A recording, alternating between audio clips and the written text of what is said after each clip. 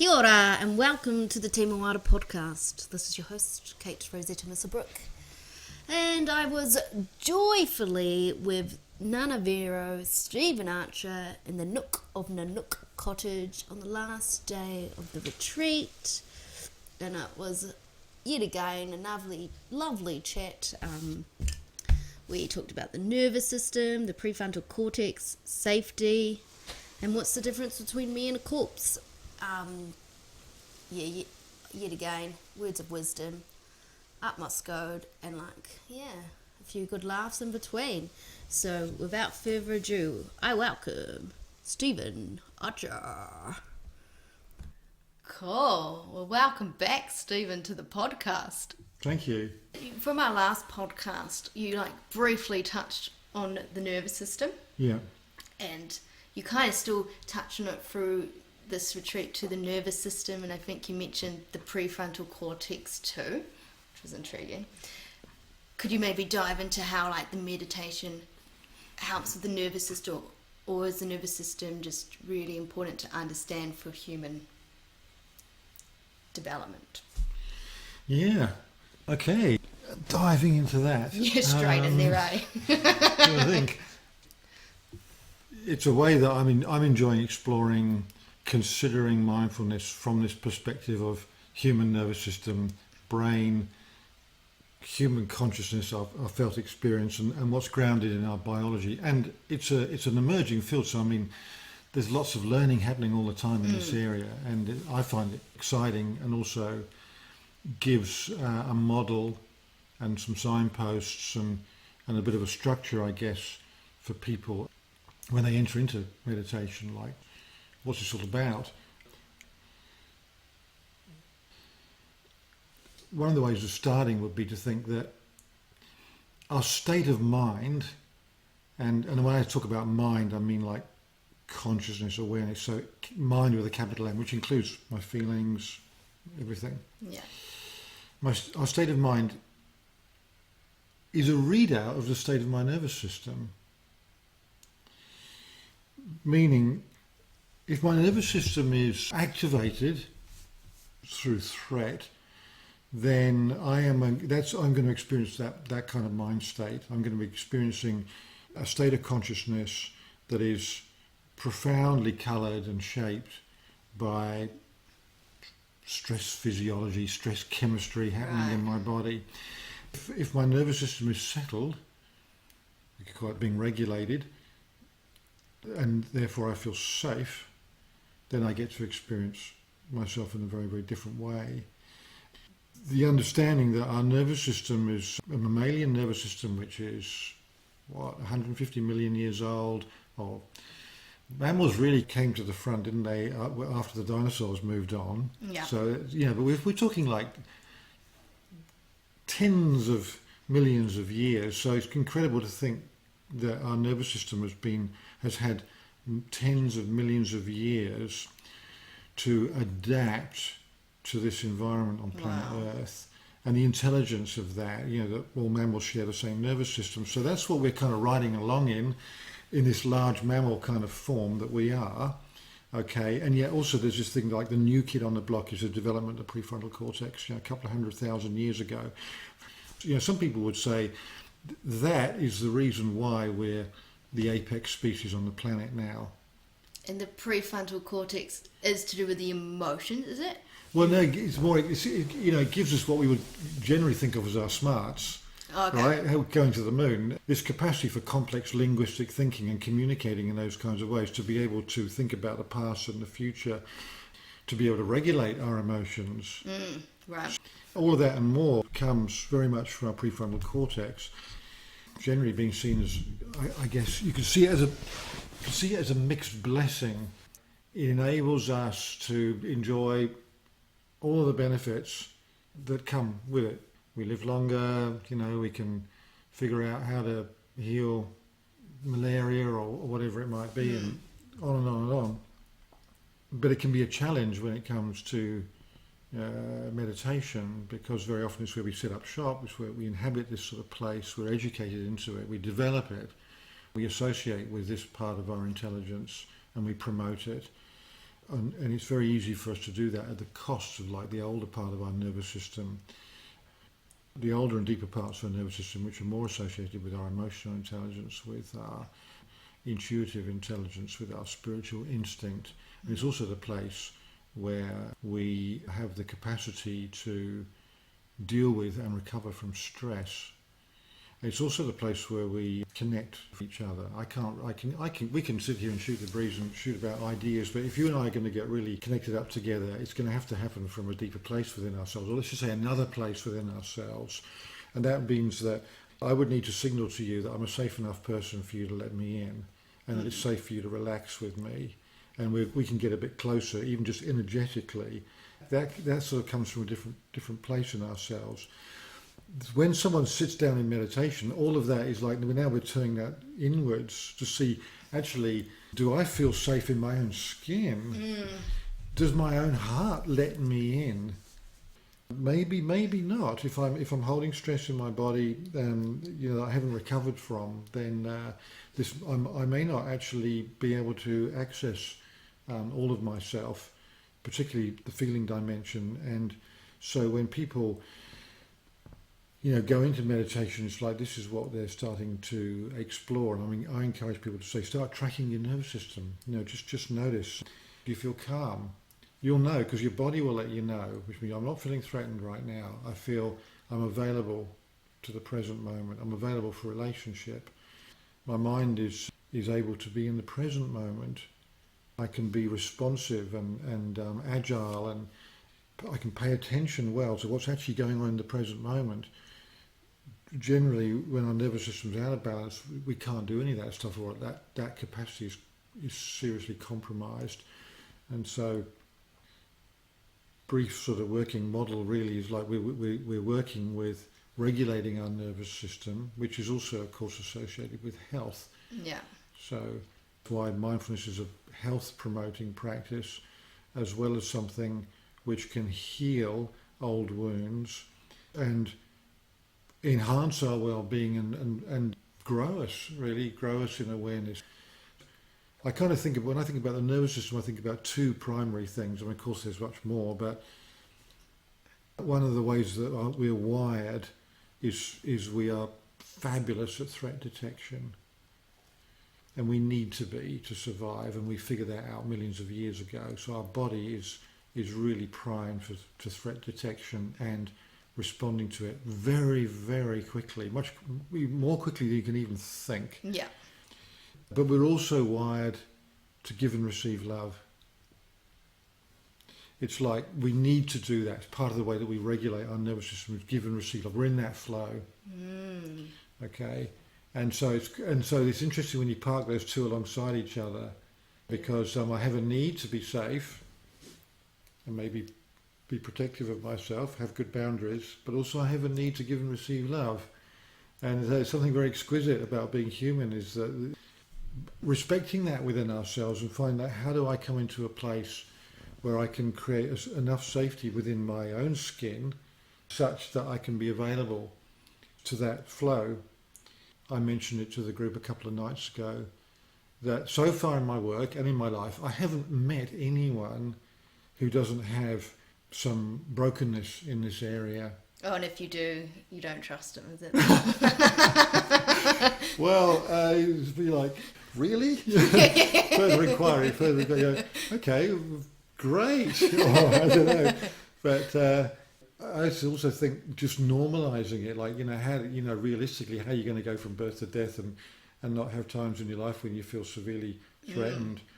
How you might deal with that, and how resourced you are to deal with that, and how resourced you are to recover from that is another conversation. But sadly, and I think it's something that we're becoming much, much more aware of, we're so incredibly vulnerable, particularly in the first few years of our life. That's a time when we really need a lot of safety in order for our nervous system to grow and develop in a really good way, that it's fit for purpose for the rest of our life.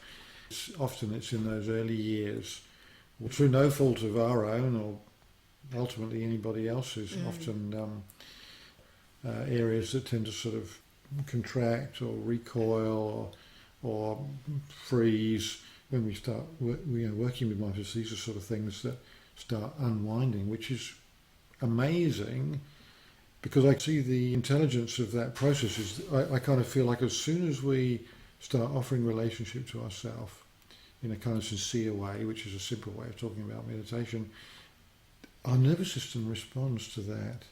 Yeah. And it responds to it in such a way that it wants to start revealing itself. I think the inner world of thoughts and feelings wants to start revealing itself to us. And if there are places in ourselves where we're hurting or whether we're holding tension and stress, that those places also come up and they want to be held, they want to be seen, they want to be validated, they want to be loved.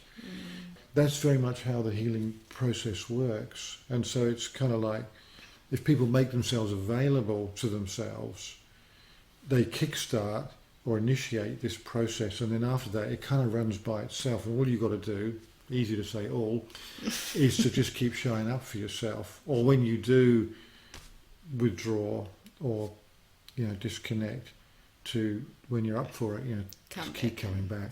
Yeah. And it does kind of pull you back, doesn't it? There's that slimmer of, I think, deep down, your body enjoys showing itself to you, even though you've maybe waited so long, or you've just not learnt how to, I don't know, make these things come and arise in a safe environment for yourself. So, yeah. Yeah, I agree. That's it. Yes, totally. That's why the functionality of a retreat like this is like, let's consciously create a really safe environment, make it simple so that people, and don't let's pressure people, because that's a way to create threat and stress. Let's just create a nice, balanced, easy environment. So there's a big emphasis on caring here. Service team, giving people good food. We're in a fabulous physical environment. And then the next step, once people start doing their formal meditation, is then take that quality, take the time to sort of just absorb that sense of like, this is a safe place now. I can start to relax with myself, but at the same time, stay awake and then like get interested in what starts to happen. Yeah, work through that frustration, get in there. So you'd say like safety kind of is like the definition of safety for you would be like making sure that the nervous system is not feeling threatened, so then you can deepen. Yeah, so, wow, that's an awesome question. I guess there's degrees of it, right? Yeah. So I can be in a safe place, like here, and I can still feel unsafe, so that's where it gets interesting. So I see that to whatever degree that I could be holding stress in my body, then that could actually mess up my capacity to make an adult assessment of reality, right? So I could be expecting, I could be hypervigilant and expecting that anything bad is going to happen any moment, or I could look at you and think and imagine that you don't like me and that therefore you're a bit of a threat to me. But that's nothing to do with you. It's actually to do with the way that my nervous system has been shaped, the way my brain has been wired. When I was young, in a situation where there was genuine threat, and remember that probably the number one threat is not getting enough love, is not feeling seen and validated for who we are, that actually you get loved for who you are, not because you're a good person or you do the right thing or you never have a tantrum or whatever it might be. You get seen for the being that you are. It could have been it could be absence, it could have been presence, but either way, it can create feelings of unsafety. So, flipping it around to say, well, what do we mean by safety? Is like saying, well, first of all, you use your body as a barometer. Let your body will tell you. But also we do need to use, that's why in meditation, we spend a bit of time calming our mind. So we try and get some clarity going so you can actually make a good assessment or a good interpretation this moment. You think, okay, I think everything's okay. Nothing terrible happening around here. Okay, so then I can relax a little bit and maybe then start noticing the stress that I'm holding and sort of be resourced enough to go there and say, hey, everything's okay. What's going on with you? And you sort of get to know those parts that still think like something threatening is happening. Another way of answering that is in terms of safety, is like safety is how we feel when we feel connected. So it's like connection equals safety. That's the kind of equation. Yeah, I can see that. So, So- when you're connected with people or the room, and you feel then safe because you're feeling connected. But if you're feeling disconnected, you're on edge, you're anxious, you're nervous, so you're unsafe. Threat disconnects me, which means to say I want to run away and get to a safe place, because this isn't a safe place. Yeah. Or if I can't run away, then I have to numb myself off so much that I'm not feeling the threat anymore. So I can create a kind of, it's almost like an artificial safe place within me. I'm on the other side of a wall now.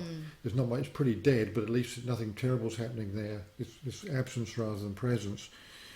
But when we come to meditation practice, I invite people to say, okay, let's crank up the safety, let's crank up the connection. What would be some of the key ways that you could do that? Number one is, like, if there's somebody in your life who you love, then bring them into your heart. It's like it works like magic, doesn't it? There's almost nothing better in a way. We start thinking, that person's here for you. They've got your back. You're not alone. If things really turn to custard, that person would be there for you, and we feel that person's presence in our body, and there's connection. And I notice it starts to reduce my anxiety. I actually start to get more clear in my mind. Another one is to feel a connection to the earth. Yeah, that's my one. Like that love that we have, literally through our bones, isn't it? You just go to a place, you just love it, wherever is your favourite spot, and feel that the land is loving you being there, that it's where you belong. And that and that connection is really, really regulating, if you can make that very conscious. A connection to our own body as well. Sometimes I notice, like, if I just actually do mindfulness of breathing and just spend a bit of time just feeling through my torso, my heart, my belly, I notice that my body's like really happy that I'm giving it some attention, and I get my mind and my body start getting connected up. And I notice that actually it's a fear-reducing practice. I think, well, that's incredible. I'm just sitting here being with my body. It also assists me to regulate and feel more safe, even being in my body. I think that the further away our mind we get from our body, the less safe we tend to feel normally. We sort of think, when the ducks line up, my mind, my body, my feelings, we're all in the same place at the same time. I'm connected. This is what it is to be healthy. There's one last one which we're exploring here, and that's connection to spirit. However you might want to Put that. language that, but you can think that when people start to intuit the deep aspects of their own being, and the deep sort of source of their own being, which can be, sometimes people will feel that there's the deep source of me is eternal, or it's infinite, or it's completely peaceful and loving. And even to get one glimpse of that can reduce threat and make me feel like it's okay. It reduces existential fear when I feel connected to something great within myself. And we do have to feel that. That's what does it. But it's like my body knows that it is part of a whole system, of the whole ecosystem, or right out, even cosmically, I'm part of all of this. Yeah, that's such a rerouting, I think, to get to experience that peaceful infinite. Is just like, it brings you straight back to that presence. Because I think you were saying at one of your talks, that virtual reality, how we can, which is crazy to think because it's so true, how we can just live a life purely just up here in the mind and forget all about being present or in this earth, or like how special it is to be here right now. But yet the mind wants to go on a shopping list or a future or a past, and you're like, wow, we are like in the Matrix nearly. Yeah. I mean, mind's a wonderful thing, right? But it can take over. Yeah, it can just take it's over. that balance, isn't it? So would you say, like, for you, meditation has like helped you kind of notice some patterns within you, and then to be able to like be like, oh wow, and then heal those or change those patterns? Hugely, just hugely, right from the very beginning. Right from the beginning, I yeah. think it's just so effective. Of like, even with a little bit of meditation, it's like mind state tends to become more clear, or just a little less crazy at the very least.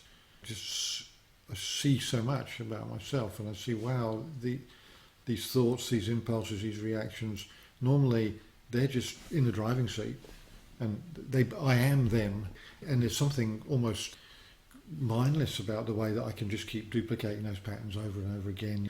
And yet, with a little bit of mindfulness, it's like there's that sense of like, okay, I'm thinking this, I'm thinking that, but I've got a little bit more sense of control over like, well, where do I want to go? Which bit's important to me? Where should I go with my attention? Or actually, I don't really need to think about anything right now. I like to just feel into this a little bit more, and I've got the ability to do that. Yeah. But there's also an edge of like, it's not like I'm in ultimate control now.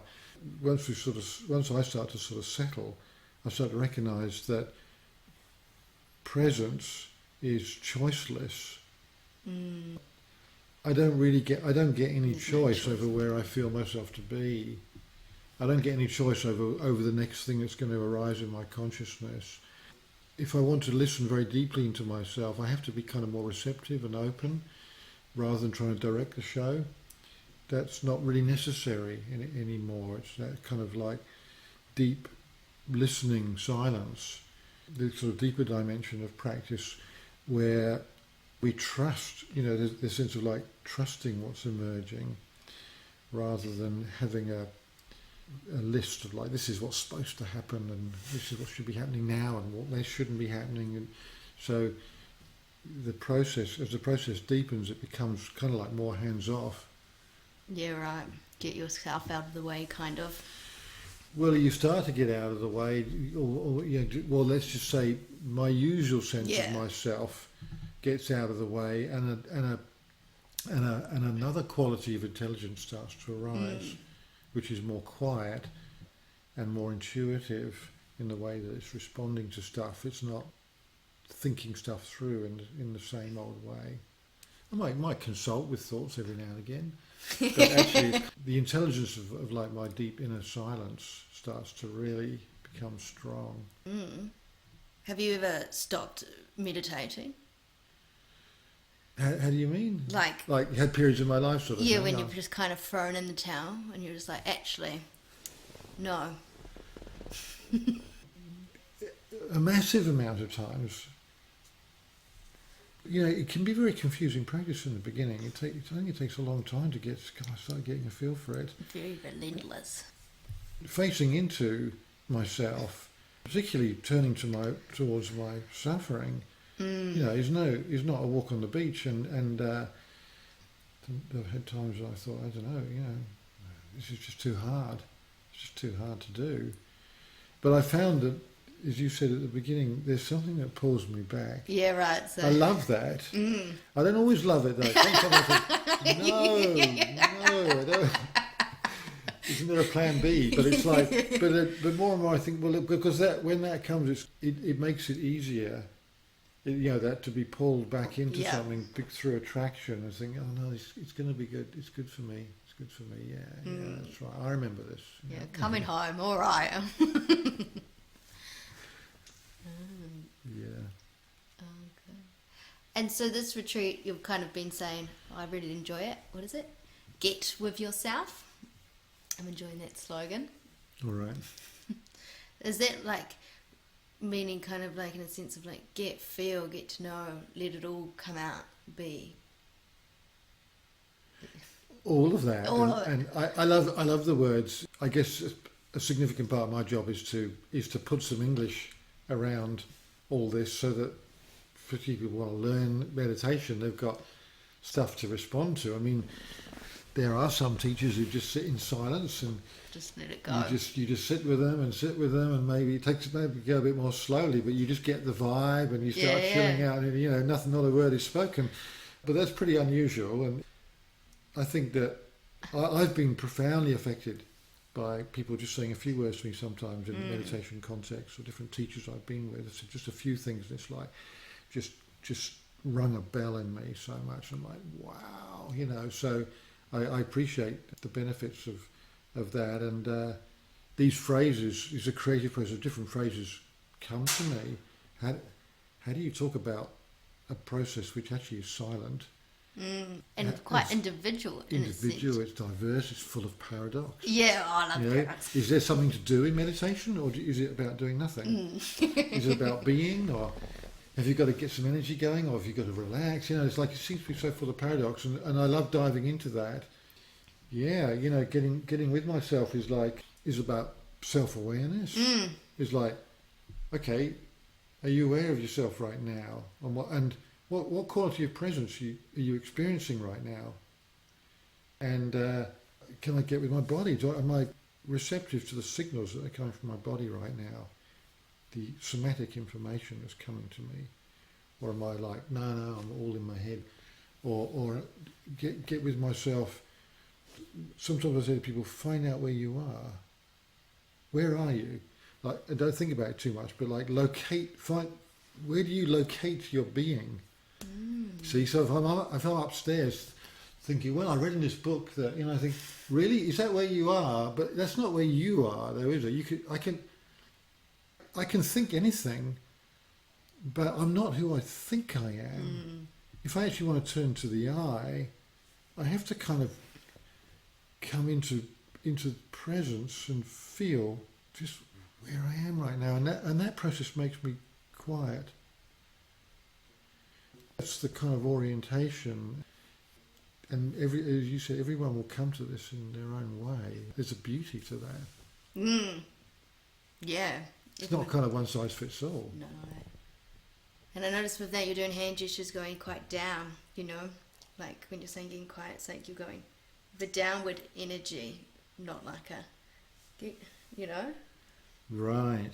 Yeah, so it's interesting, isn't it? That sense of, like, for me, it's actually like getting grounded in my humanity from the bottom up, feeling my feet on the ground, or that feeling in the belly or in the guts, which is interesting because sometimes with the ideas we have about meditation is like it's all going up to the heavens, up to the high realms of fine consciousness, and that can often be like floating away from this grounded sense of presence and filling our bodies with feeling awareness. And and of course the obvious one is, because most of us spend so much of our time just staring at black rectangles, we've gone into this mind world, mind-made world of virtual reality, internet, artificial intelligence, the whole thing, and we spend a lot of time there. So we associate with that conceptual realm, which is disembodied, right? In a way. What do you need to go online? Well, you just need your attention. Yeah, just really. You can forget about the rest of it. Just go with your attention to the great web, and you're gone. You'll be gone forever, really. You'll never come to an end. That's it. Game over. Yeah, wow. So.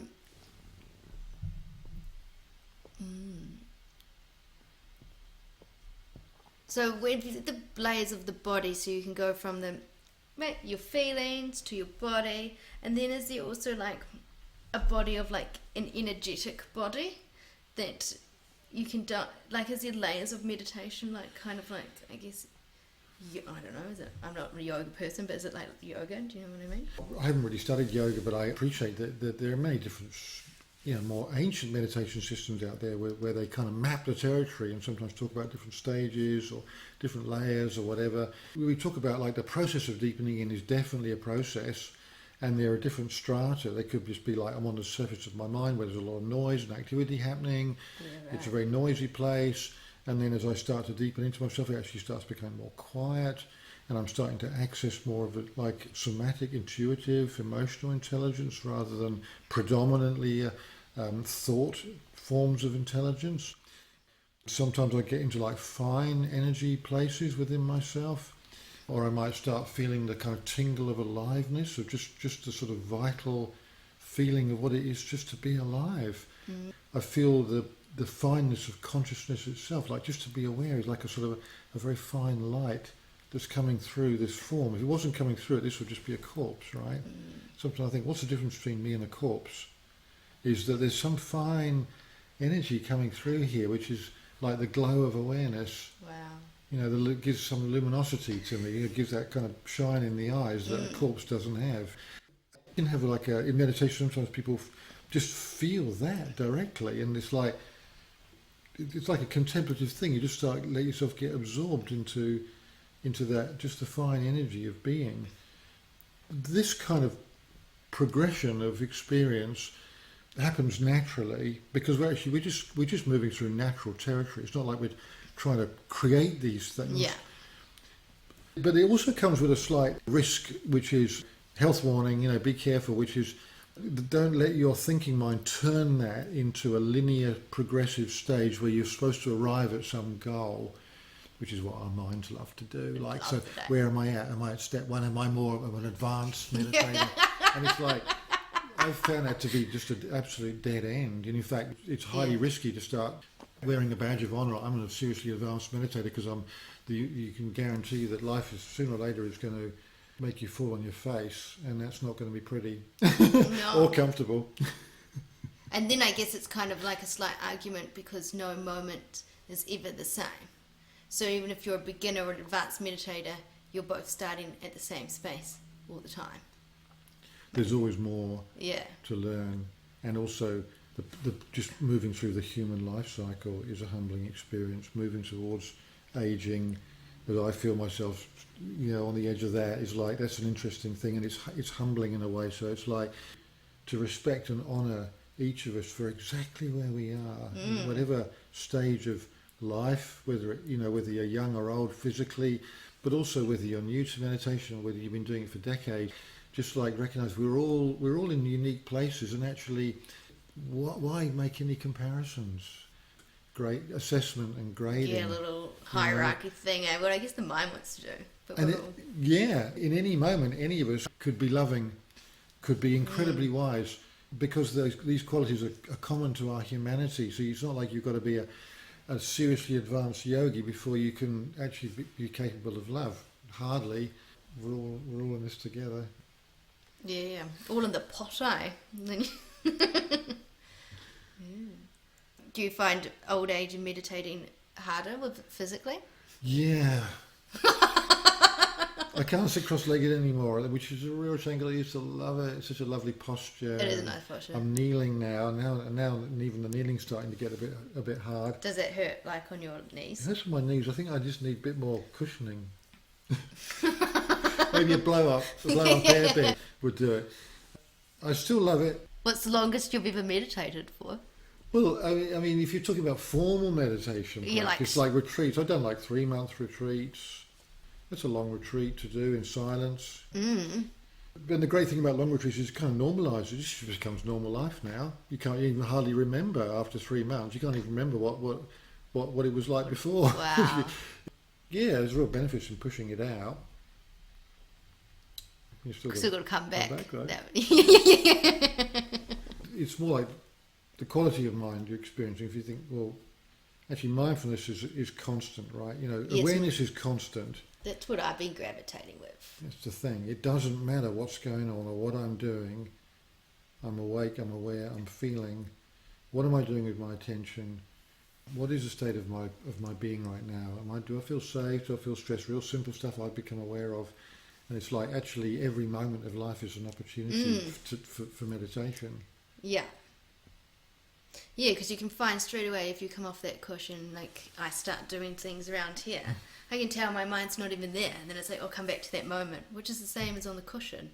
So it's like, you know, the training when you're not on the cushion seems to come as quite hard in itself. Do you know what? There's that realization when you're like, wait a minute, it's not just in the room, it's all the time. I've got to keep coming back to a present, or be like, oh, I've got high, am I nervous, I'm a bit anxious, got to bring it down.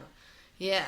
And those moments can be more valuable than sitting in a meditation room, right? Sometimes they can be deeply insightful just in ordinary life. You suddenly catch myself, see what I'm up to right now. Or maybe I get that feedback from someone else who's saying, hey, you're looking like you're pretty stressed right now. And I'm like, what? Oh, yeah. Oh, well, thank you for taking the time. Last day of the retreat. Do you have anything you want to end with? Really appreciate the other chance to hang out and have a chat. Appreciate the work that you and everyone else is doing here at Te Moata to allow groups of us like this to come through and soak up all the goodies. So Oh, it's so good Yeah. when the retreats are on here. oh great. There's such a nice energy and feeling, and like, especially the last day and it's sunny, and just everyone's so calm right now, eh? But with a bit of lightness too. Yeah, it's good. Yeah, Cool. thank you. Oh, well, see you in September, eh?